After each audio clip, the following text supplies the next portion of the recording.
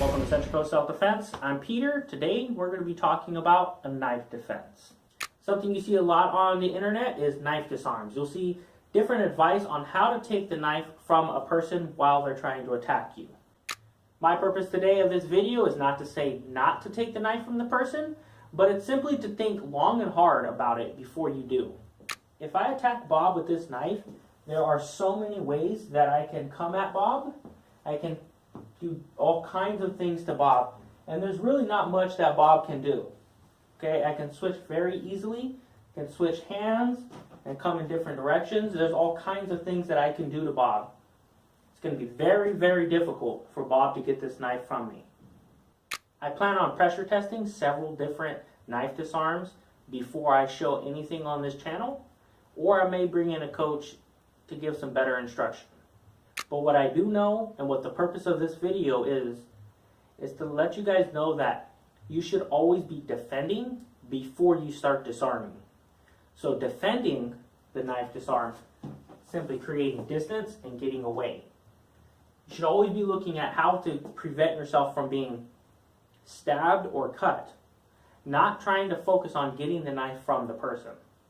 If I'm focusing on trying to get this knife from the person, it's going to be very similar to someone throwing full punches coming at me in different manners, okay? And me trying to catch the arm in midair. It's extremely difficult to do. If you don't believe me, try it with a partner. Just have them simply touch you. It's going to be very difficult to catch from just thin air, to snatch it out of the air, and to control their arm. I don't care how you plan on doing it, it's going to be extremely difficult. Almost certainly, you're going to get stabbed or you're going to get cut in the process. Most likely, several times. The reality of a knife attack is that you're going to be filled with fear. You're going to have a lot of adrenaline running through you. Common side effect of that is going to be shaky hands. Your hand-eye coordination is not going to work the same. Another huge part of that is your brain is naturally just going to focus in on the few techniques that you have drilled again and again and again. So if I am not attacking Bob in a specific way that Bob is used to drilling over and over and over, chances are Bob's not even going to think of any of the techniques that he's trained in the past.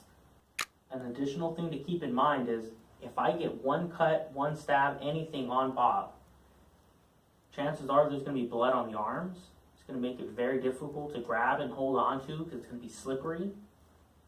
I may damage nerves that are going to affect Bob's ability to grab and move and do all the things that Bob would normally do. Another huge part of it, Bob isn't going to be stretching before he does it. He's not going to have a warm-up workout before he does the technique. It's not going to be something Bob is ready for.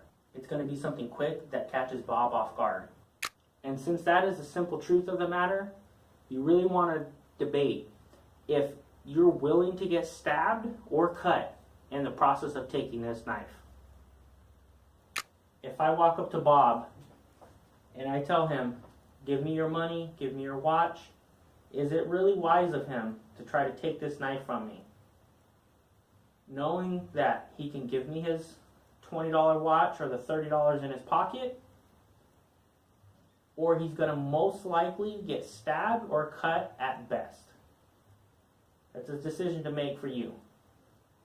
Obviously, if he was defending his family or defending his life, it would be worth it to take that chance.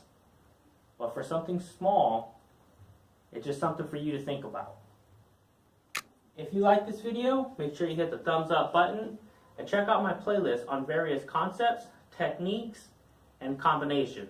If you guys are interested in specific techniques of how to defend against a knife or create distance, please leave a comment in the comment section and we can start a few videos on that as well. Thanks for watching Central Coast Self-Defense. I'm Peter. I'm glad to have you on.